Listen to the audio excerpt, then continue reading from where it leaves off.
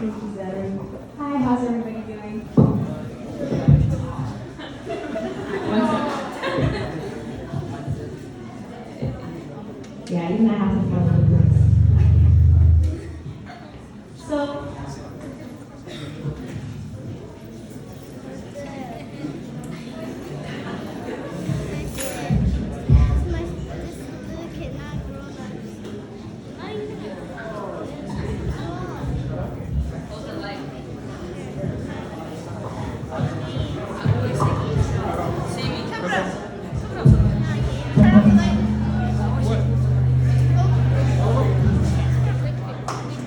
how do I look?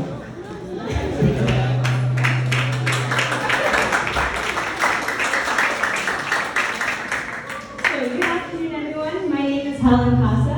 I'm Abisha. I was born and raised in San Jose.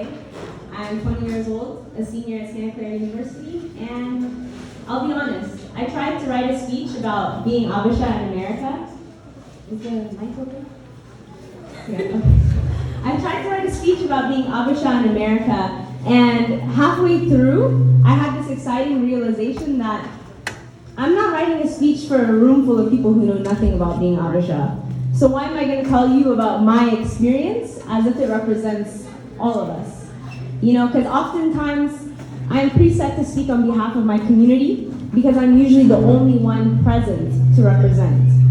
So I decided to make this a discussion rather than a speech. I feel like it'll be more interesting for you. So let's talk. So I have a couple questions. The first round is for parents. So raise your hand if you were born and raised in Ethiopia, if you're a parent. A parent. Parents, raise your hands high if you were born and raised in Ethiopia. High. And I want everybody to look around. Okay. So students, raise your hand if any of you were born and raised in Ethiopia. Born and raised.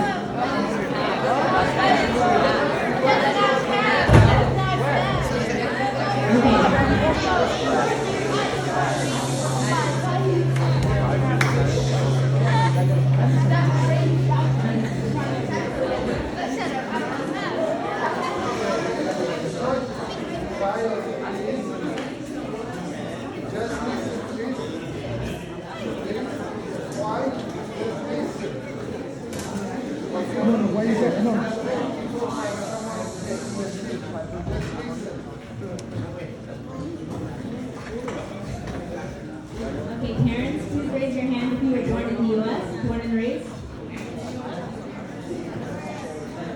Okay, students, can you guys see? No? Having technical difficulties.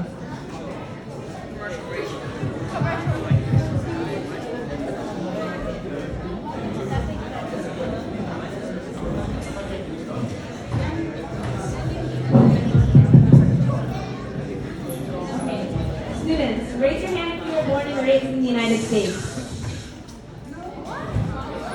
High, high.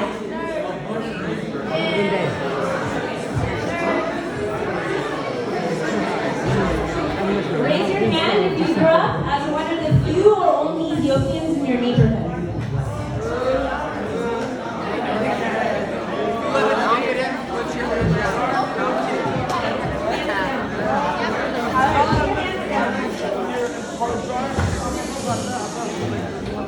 Parents, raise your hand if you are one of the only Ethiopians in your neighborhood.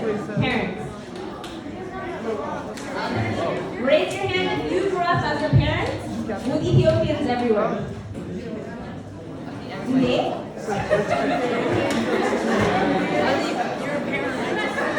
If you are Ethiopian and a parent and you grew up in Ethiopia, raise your hand if you grew up around other Ethiopian people.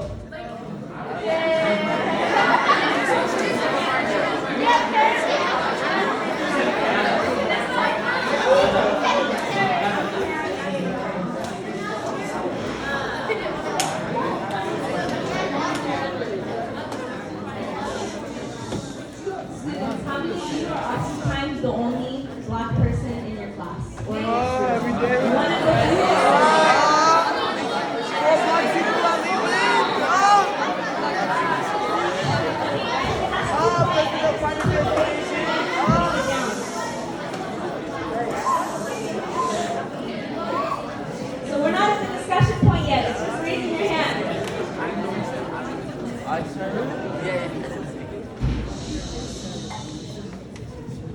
So students, or parents, how many of you consider yourself to be African American? Raise your hand.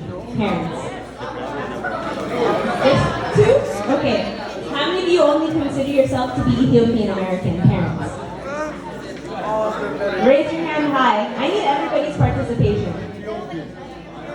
Okay, kids, how many of you consider yourself to be African American in addition to being Ethiopian? Raise your hands high. Okay, you can put your hands down. Now this question is just for the students. How many of your parents tried to tell you that you are not African American, but rather that you are only Ethiopian? Okay.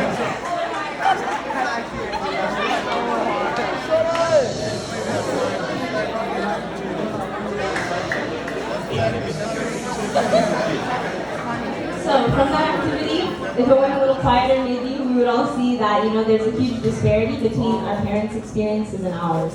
If you grew up here, you oftentimes were the only Ethiopian, the only one who's familiar with your culture, and even further than that, probably the only black person in the room, the classroom, or in the school. Maybe there's two of you.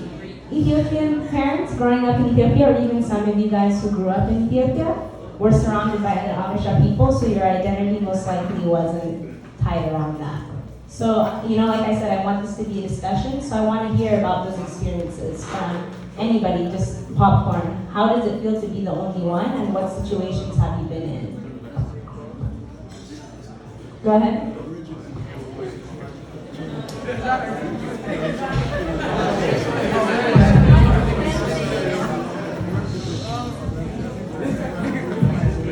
Hi, so I think a lot of you guys know me from yesterday, but again, I'm Izana Anadje.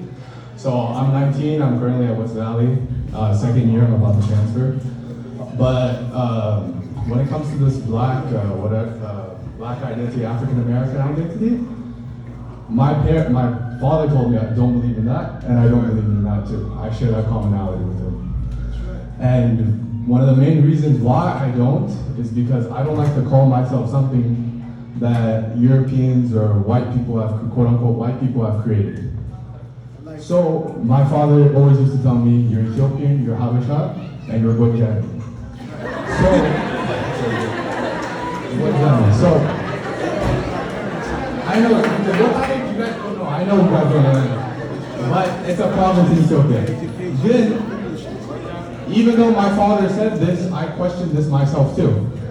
And when it came to that, I looked at our culture, I looked at our religion, I looked at our language, I looked at our psychological mentality, our genetics, all these different type of things. And I said to myself, what my father was teaching me all this time was 100% correct. Father knows best. Yep.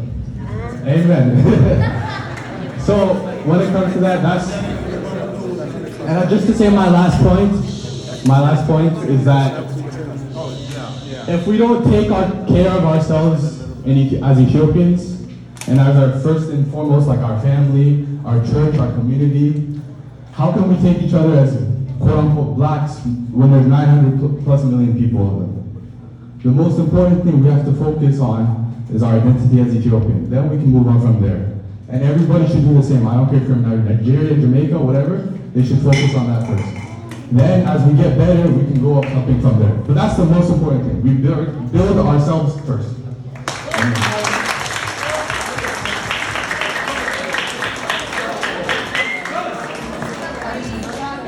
Anybody who raised their hand for identifying as African American, can you elaborate as to why you may feel that way or may identify as that?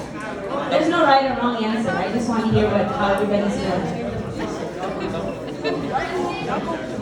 For those who raise their hand as identifying as African American, in addition to being Ethiopian, of course, I want to understand and hear why.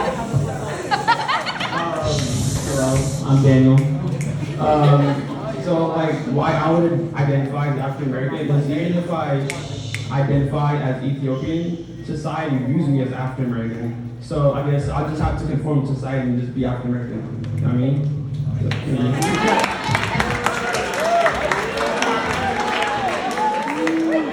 Does anybody else want to add to that or counter it? Right here?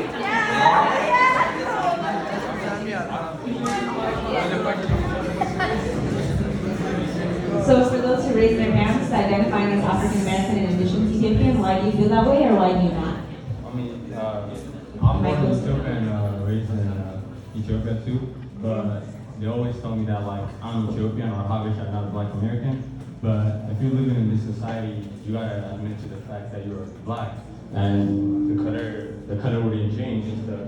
So you are Black American, but you still have the Ethiopian identity need. So that's a fact.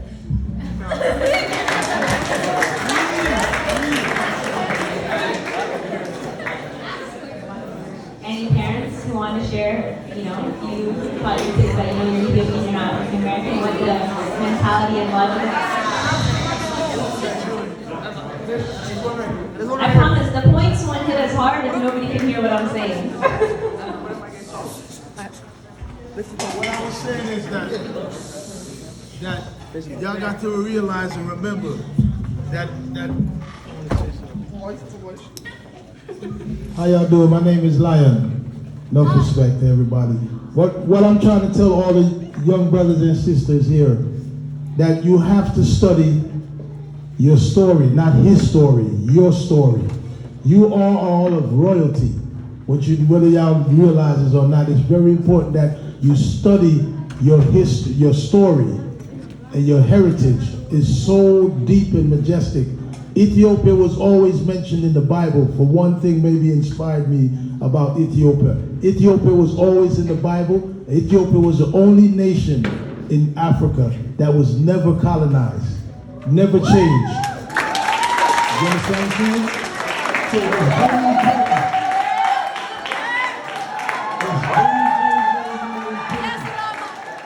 That you study. Well, I say this again. It's very important that you study your story, not his story, your story.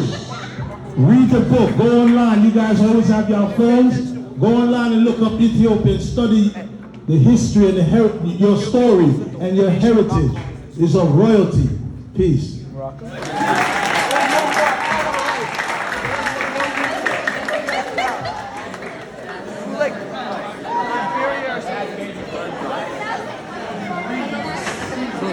There's a hand downstairs, and you can pass the mic and go over to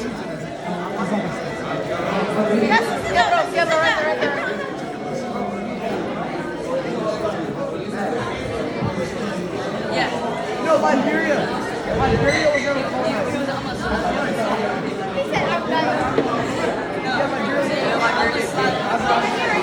Liberia, I literally remember. after her, and then do one more, and then we're gonna move on. And I don't want to categorize myself in a section because when you categorize yourself, I feel like you're creating Can you speak up? Sorry. me versus them mentality, and that divided not gonna allow anybody to grow to their full potential. Can you say that again? Sorry. By dividing yourself, you're not allowing yourself to fully grow because you're creating I'm better than them type of mentality.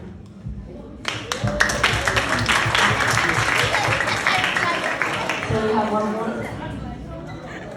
All the way to the back. Right there. Right here, sorry. It's closer.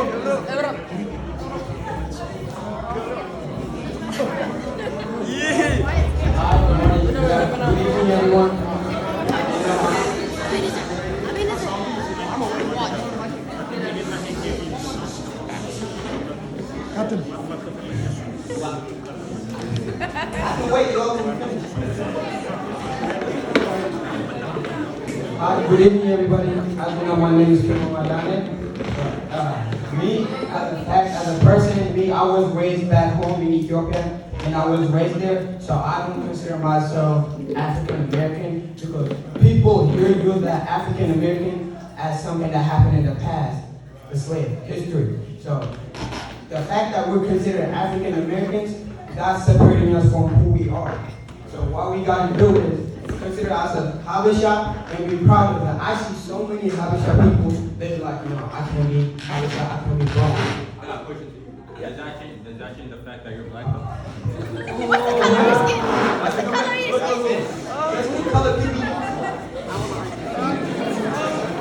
Everyone be quiet. Y'all gotta raise your hands before we talk, because we won't make any progress.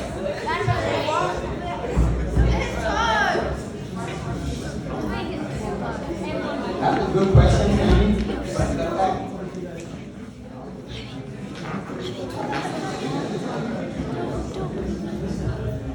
Alright, my point is like, we gotta be proud of who we are and not what people say.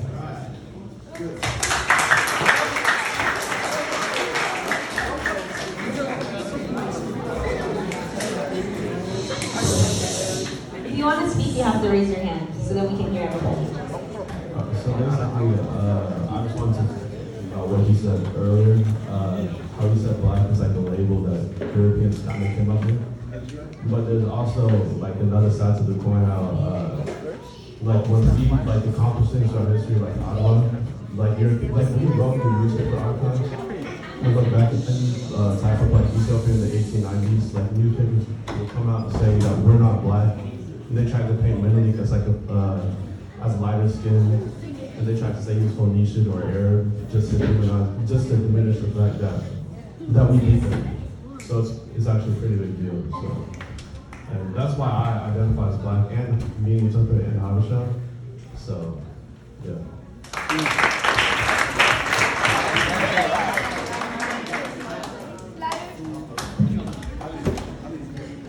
Hi, I'm Betty, and like I would like to agree with what everybody said. You know, it's important to own up to who you are. The way I see it is my race. I am a black woman. My ethnicity, I am Ethiopian.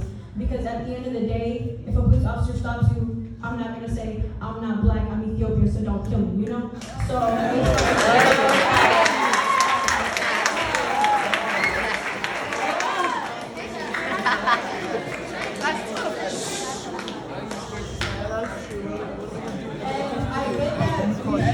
Society trying to tell us who we are, but at the end of the day, we can't just forget about the fact that we are black. At the end of the day, our hair is nappy like them, and even society today, we do get treated like we are black. So whoever you say that we're not black.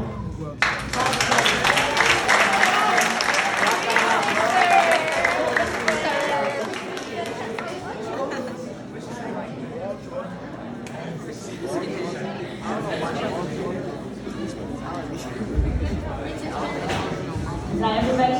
Everybody got their thoughts off?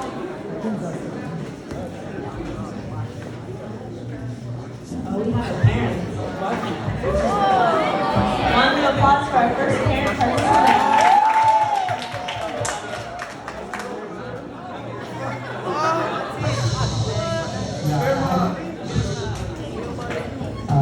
My name is Kurma. I have 3 boys, and there are 2 things that I try to.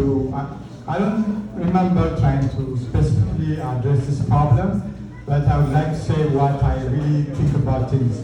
As some of the kids were saying here, my kids are black, they're African Americans.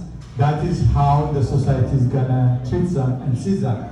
But what I really wanna try to tell them and instill things to them is what the society is putting on them as, you know, blacks are this, blacks are that, blacks are... I don't want them to own that. That is the main important thing that I want to tell them. They're telling you, let's use this, use that. Please do not own that. And you have also a history, and nobody's gonna acknowledge it, but you know it. But in any case, you're gonna be treated as a black person. You have to do twice as much. Try to dispose them. But you cannot say I'm not black as you know, as it was mentioned. So it's like, for example, my sister was going to high school a long time ago, and when we pressure her to study, she goes to school, and her other African American friends are saying, "Why are you studying? Are you trying to act like white?"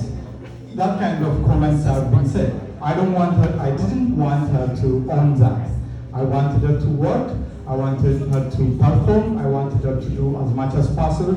So we cannot say we're not black, but we do not want what the society put on us as a black person, not to own it, to fight it, to show it that we're free people, we can perform or outperform anybody else around. And